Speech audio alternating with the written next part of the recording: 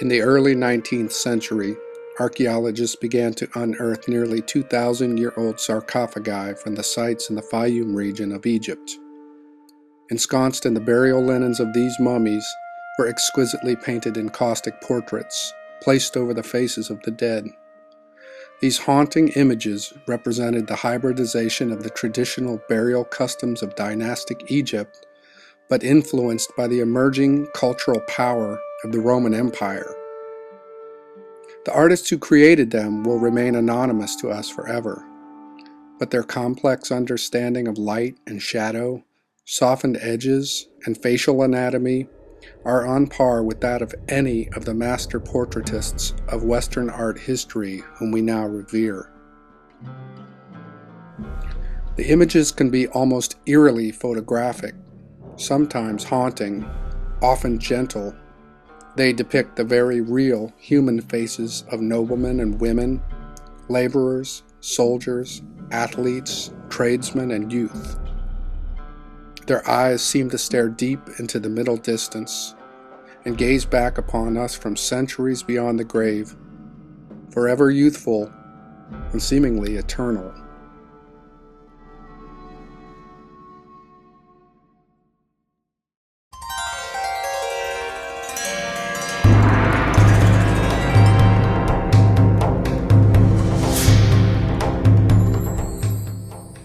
It's folly to think that I could recreate something that has the depth and history of the Fayum Portraits.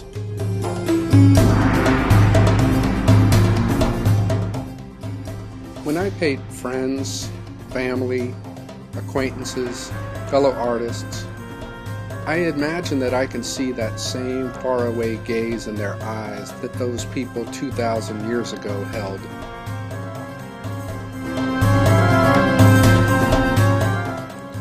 I'm creating these pieces using only the touch of my finger on an Apple iPhone. To me, it seems like the very definition of irony to be quoting something so eternal on a medium that's so ephemeral. In fact, they are just pixels in a light box. Could it be that that's the new modern metaphor for us too?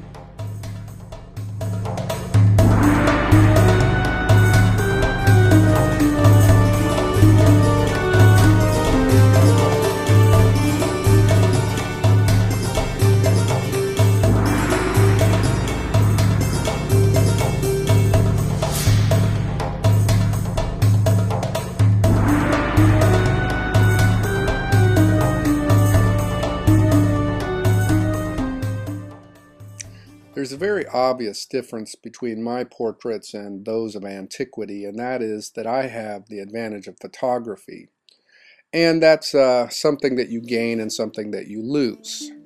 In this case, I will start with a photograph and try to discard it as soon as possible so that I can start to introduce my own artistic voice into it.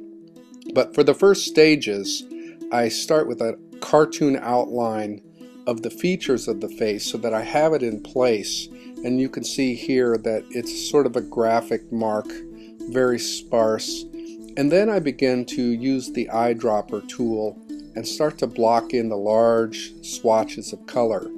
And so in that case, it's an alla prima process that really mimics that of traditional processes.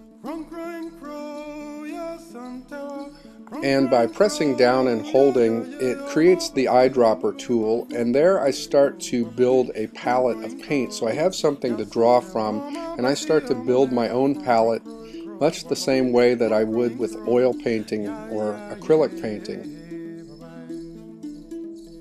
At this point, I'll discard the picture, throw it in the trash, and then I begin working on onion skin layers, one on top of another, and I can have them in this painting or in various paintings, and I can be merging them, but you can see some of the more refined details that I'm touching in with the 1 or 2 brush.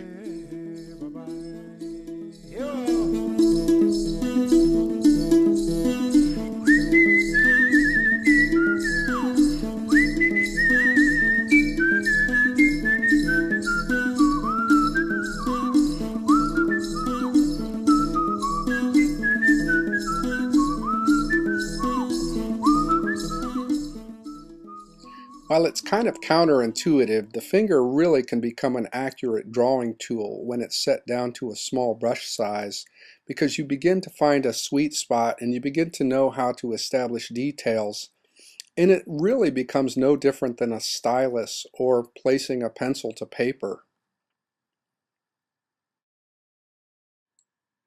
I also don't lose any of that detail when I export this to a JPEG or a high-resolution TIFF file.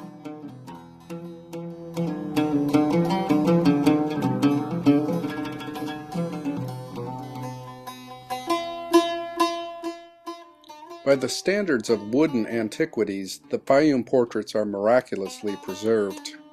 But even so, there's chips in the paint, there's weathering, there are some wooden cracks, a lot of this which gives them their mystery and gives them the patina of time. The whole reason that they've survived at all is because they were buried away in a very dry and arid climate with no real exposure to the elements. But 2,000 years will take a toll on any material and any object, so all of the cracks and the fissures become a part of the piece. I like to imitate that process myself by gathering barn wood, house wood, driftwood, any old weathered wood that I can find, and then this will serve as my still life as I paint the backgrounds. I begin the background on a new white canvas, and I lay down a layer with a rough brush of yellow ochre and then start laying browns and blacks and other earth tones over top of that.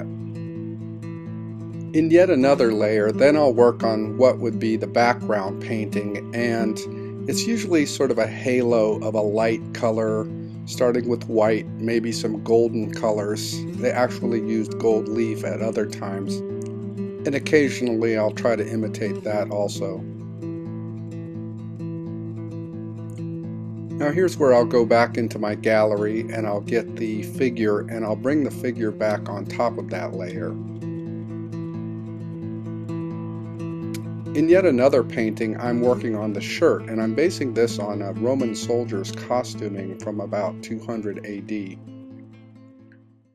And I'll take that layer too, merge that yet again so I have a layer on top of 3 layers.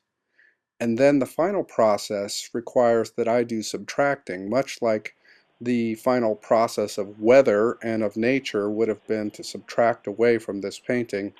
I will take the eraser and I'll begin to erase away layers, and then I will merge a layer and I will erase it again, exposing different things under the background. And you'll see in the final piece I even have a red layer in between, which I expose a little bit.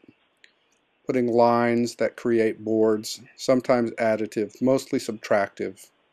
I start to wear away the piece. And this also serves to integrate the foreground and the background so that it has a unified look as one surface. And for the final stage, I will merge 3 layers and then erase away the shape of the board so that it resembles one of the original portraits.